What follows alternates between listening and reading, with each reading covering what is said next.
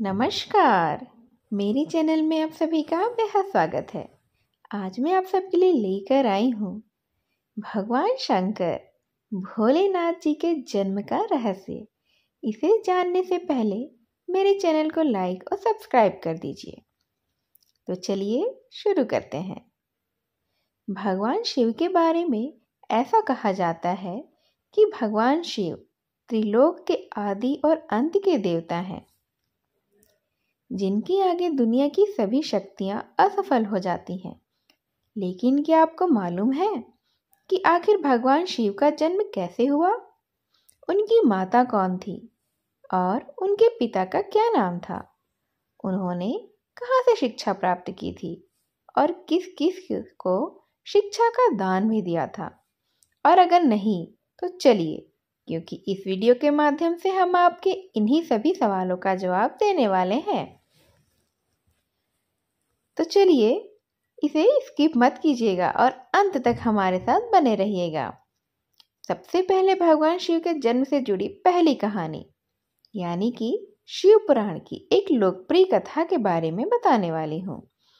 शिव पुराण के अनुसार भगवान शिव को स्वयं भू माना जाता है, जिसका मतलब होता है कि भगवान शिव का जन्म स्वयं ही हुआ था।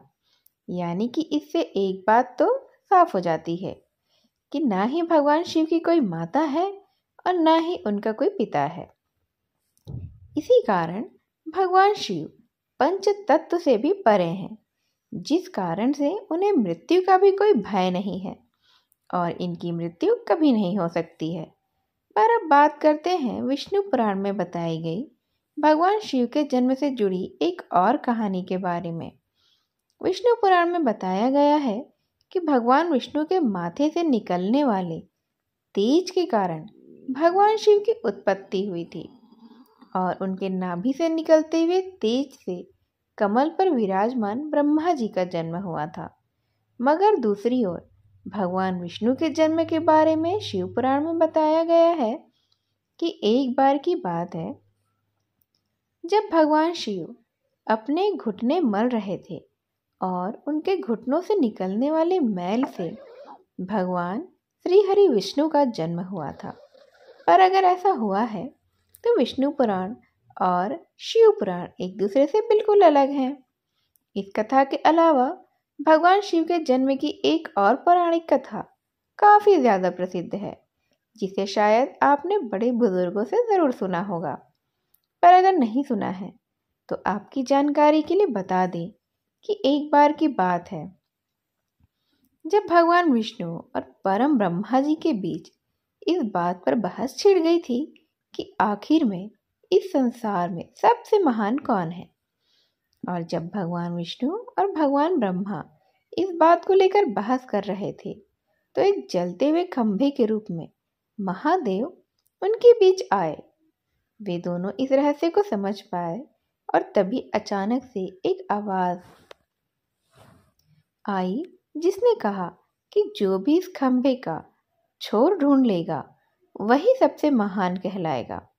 ऐसा सुनते ही ब्रह्मा जी ने एक पक्षी का रूप लिया और खंभे के ऊपरी हिस्सा ढूंढने निकल पड़े। वहीं विष्णु जी ने वराह का रूप धारण किया और वे खंभे का अंत ढूंढने के लिए निकल गए। बहुत देर तक खोजने के बाद भी, अनंत युगों तक, अनंत दिनों तक, अनंत समय लगाने के बाद भी दोनों में से किसी को भी खंभे का छोर नहीं मिल रहा था और दोनों इस तरह से बिना पता लगाए ही वापस आ गए। जिसके बाद भगवान शिव अपने असली रूप में आए और फिर भगवान विष्णु और ब्रह्मा जी ने यह मान लिया कि महादेव ही सबसे महान देव हैं। इन्हें बड़ी शक्ति इस दुनिया में कोई हो ही नहीं सकती है। इसके साथ ही शिव पुराण में बताया गया है, खंभा इस बात को दर्शाता है कि ना ही भगवान शिव जी का कोई आदि है और ना ही कोई अंत है। एक और कारण तो यह है कि भगवान शिव को स्वयंभू कहा जाता है, यानी भगवान शिव का अंत है ही नहीं, वे तो अमर है। अब हम बात करते हैं भगवान शिव से जुड़े एक ऐसे विषय के बारे में जो कि सबसे ज्यादा प्रसिद्ध है। क्या भगवान ब्रह्मा भगवान शिव के पिता हैं? जी हाँ, इनकी यह कहानी लोगों के बीच में काफ़ी प्रसिद्ध है। तो आपको बता दें कि आखिर किस प्रकार भगवान शिव ने ब्रह्मपुत्र के रूप में जन्म लिया था।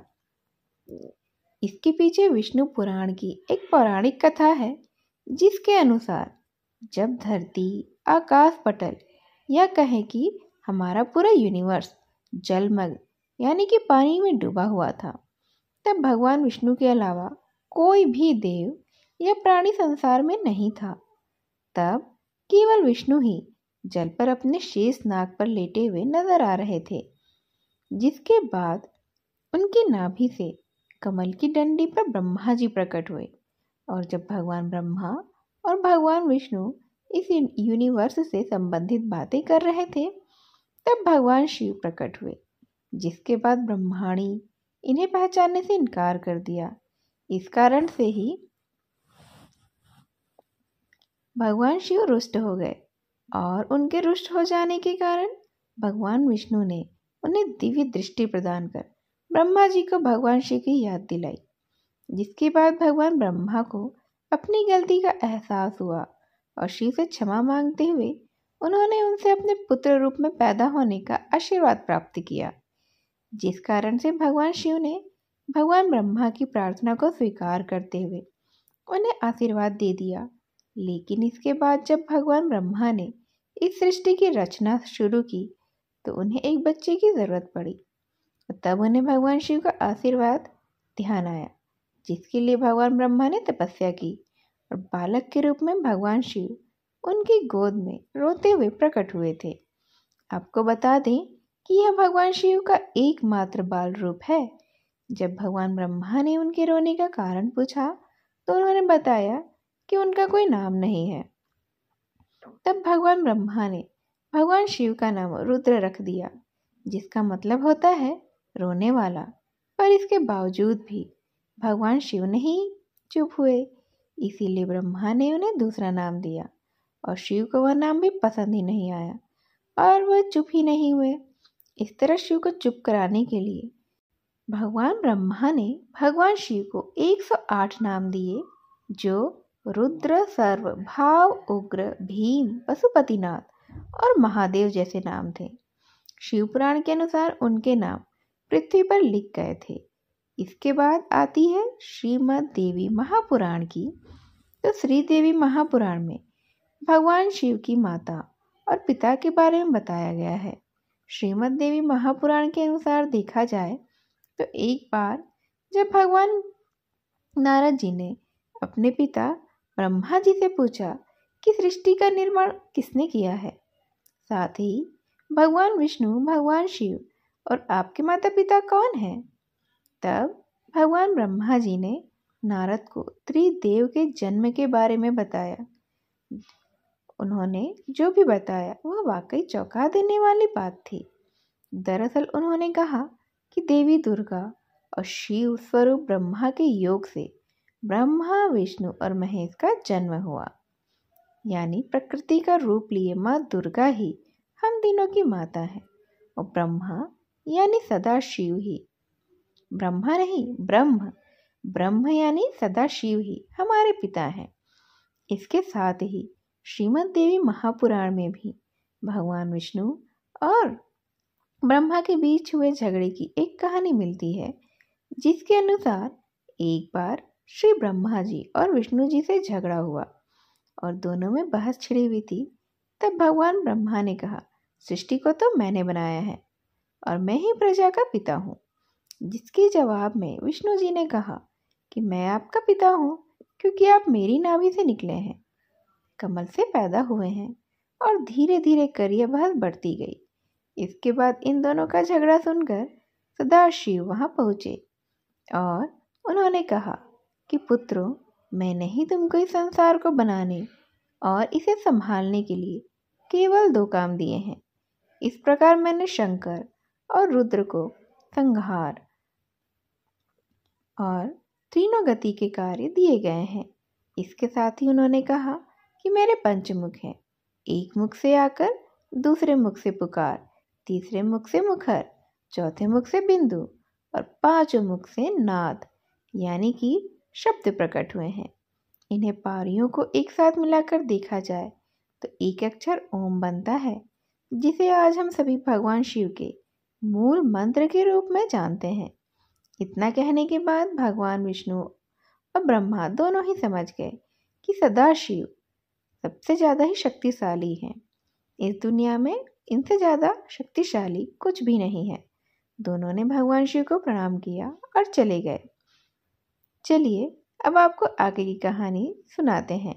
शिव के बारे में तो आप जान ही चुके हैं, तो क्या आपको पता है आखिर भगवान शिव ने किससे शिक्षा प्राप्त की थी और उनके गुरु कौन थे? शायद इसके जवाब में आप में से कुछ को तो पता होगा। जिन्हें नहीं पता है उन्हें हम बताते हैं कि भगवान शिव स्वयं इस संसार के गुरु माने जाते हैं, जिन्होंने संसार में गुरु शिष्य की परंपरा की शुरुआत की थी।